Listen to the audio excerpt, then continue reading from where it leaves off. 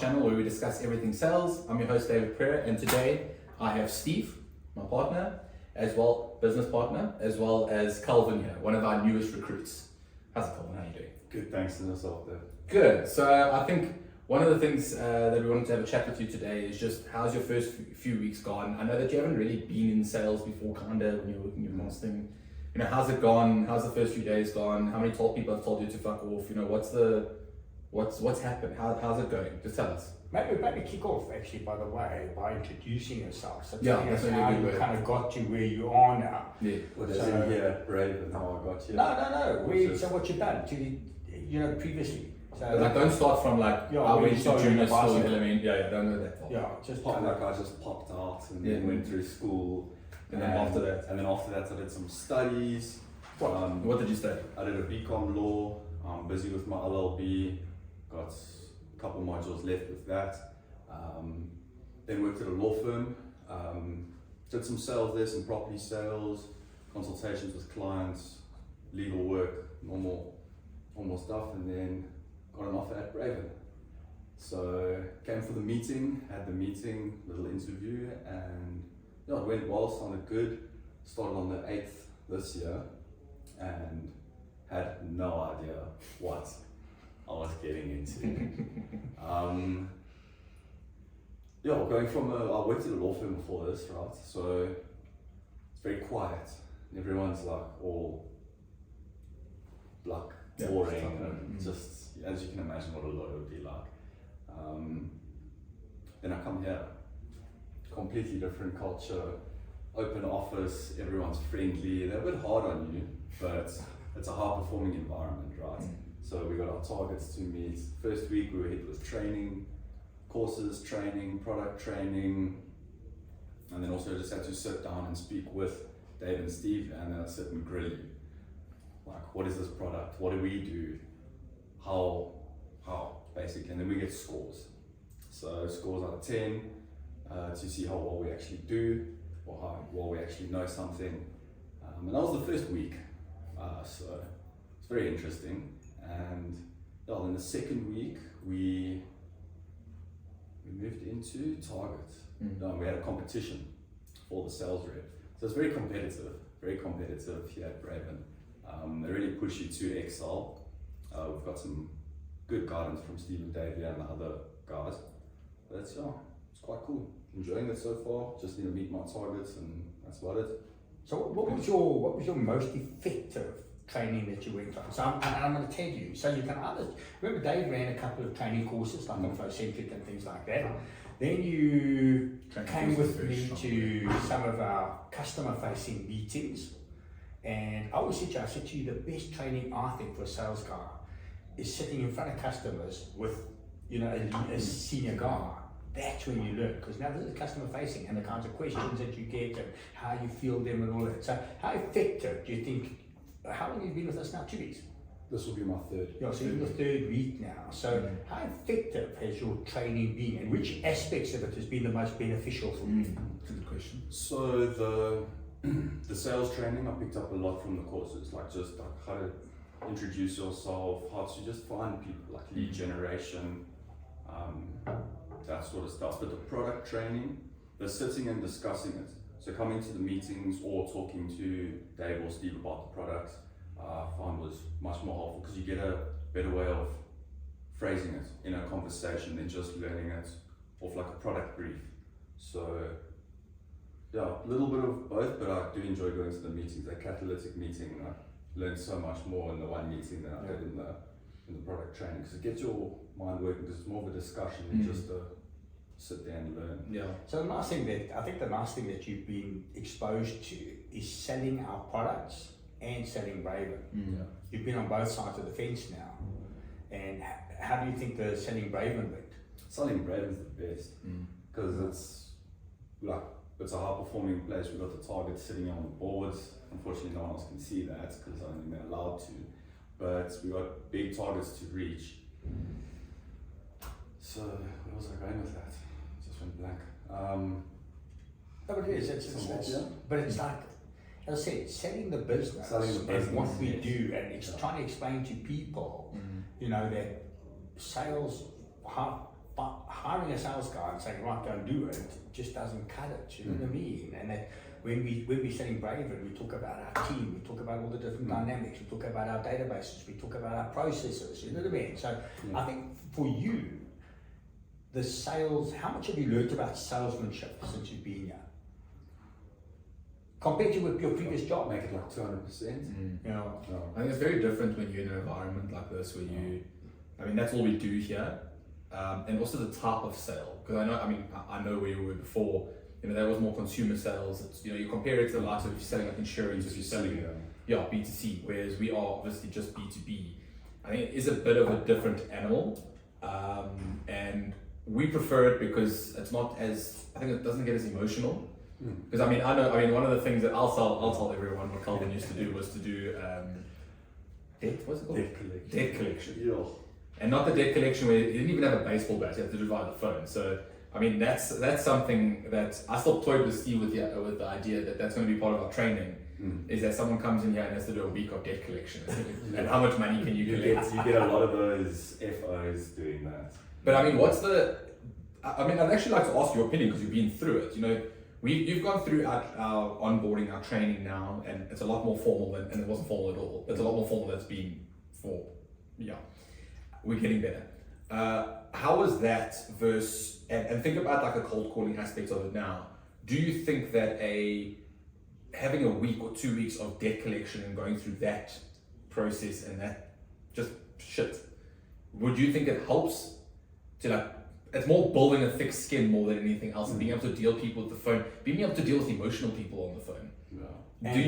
And rejection. Do you think that it would help? And keep in mind, someone doesn't have your history. This is they brand you into this thing. Do you think it helps?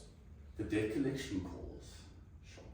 You learn how to handle aggressive people over the phone. So maybe just like how you would you show some empathy towards them because you aren't doing a fun thing. I didn't enjoy doing it. It was my job, so I had to do it. It was one part of my job. So you don't really enjoy doing it, but you start learning how to just speak to people, show some empathy, and you just try to help them actually. Like, you listen, this is here.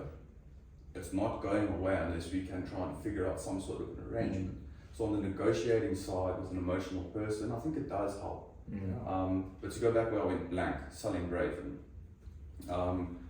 the training, I think that definitely helped me with selling Braeven because it was really inclusive and I got had like proper onboarding, got to know everyone, got to know all the products, it was focused, it was a big push. It was a lot to It's a lot. It is a lot to do, but I'm a professional student at this point in my life, so it's just learning something different. And we have insane clients and suppliers, so all the stuff is like incredibly interesting.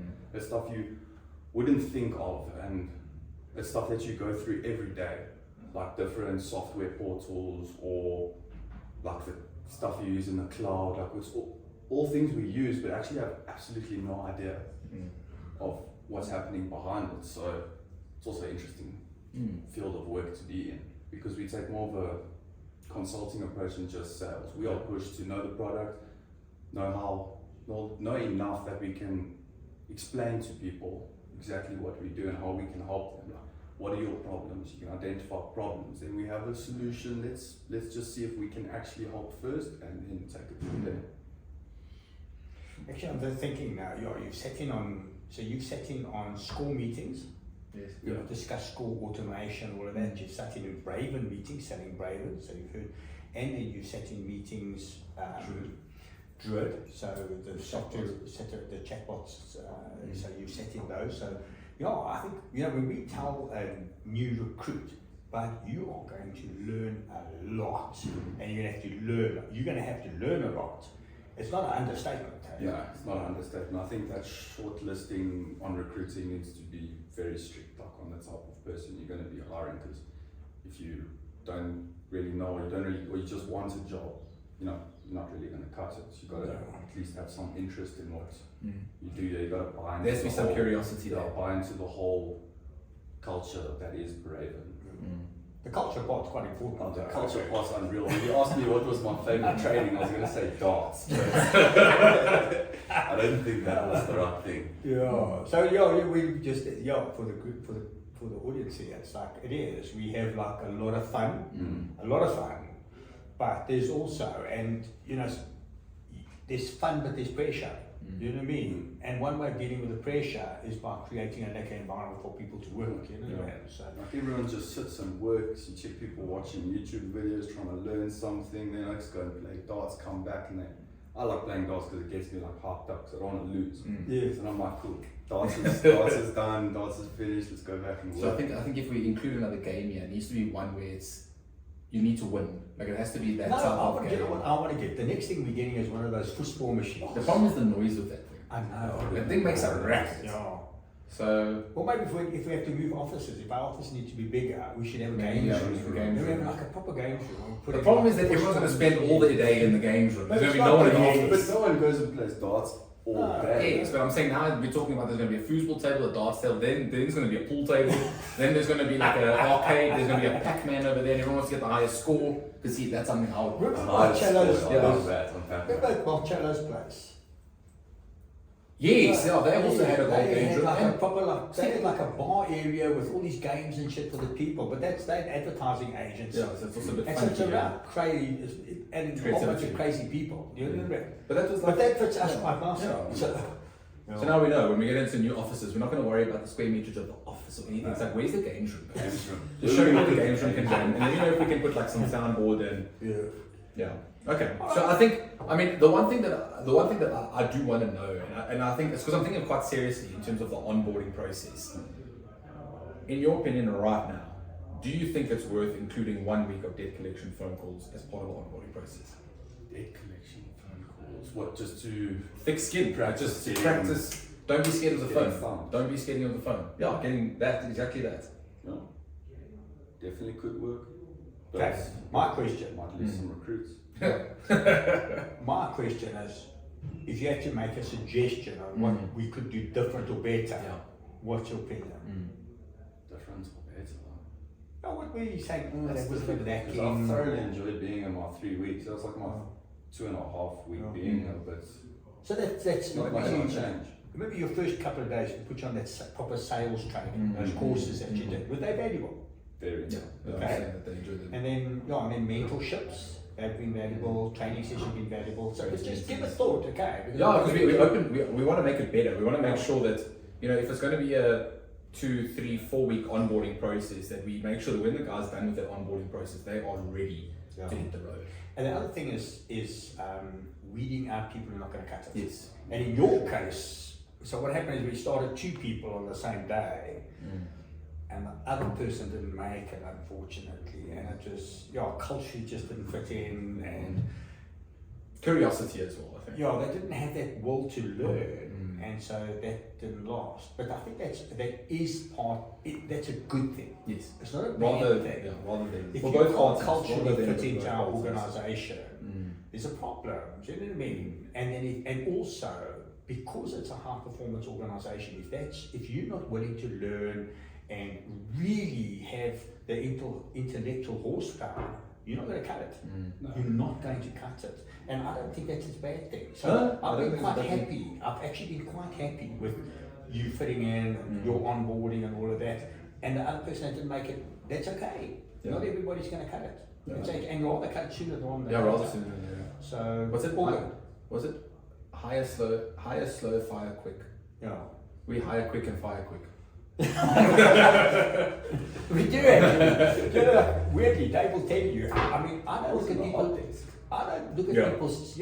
I don't look at people's CVs. I promise you, I'm not interested in CV. When Dave first joined the business, he no, like he's salesperson 101 needs to have a degree and they have to have this qualification, that qualification. I said, Dave, I'm telling you, those people like that can make the worst recruits in the whole world. Look the person in the eye, have a conversation with that person, and get a feel for, is there a willingness, is there a need, understand their personal circumstances. There's a few things that Dave said to you that Dave and I've agreed on. You cannot teach ambition. You can't teach it. you also can't teach like creativity and innovation. You know, when we were talking about this Flowcentric Australia, and I was explaining to you that this company, they've been working in Australia for years. They cannot find who the Pronto users are, who Pronto customers in Australia. They went online, went and found all the recruitment companies in Australia and sites where people can log job requests.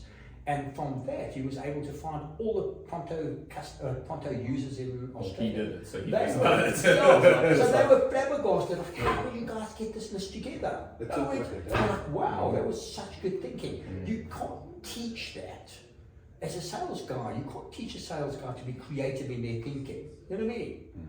You have to naturally be that kind of a person that thinks naturally, okay, how can I, and a problem solver. You know what I mean? But that's one of the things that I always say to the guys, and I don't know if I've said it to you yet, is I'd rather ask for forgiveness than ask for permission. Because I'd rather you try something weird, because what happens if it works? What happens if it works? I'm gonna be like, okay, well, shit, we're gonna try that again. You know, so that's why, like to Steve's point, is that if you see a challenge and you're struggling to get hold of something, struggling to get okay, what else can I do? Let me go stalk him. Maybe that's the way that we get this. You know, I'm sure that will work. And then Drive to his house and 100%. Then we get the hard binoculars, and then we'll get the meeting. I'm pretty sure. Get a ghillie suit. 100%. But yeah, I think that's something that, to Steve's point, is just to add that creative layer. And again, it's difficult to teach. Yeah. And one of the things that's difficult to teach is like, it's in line with our culture.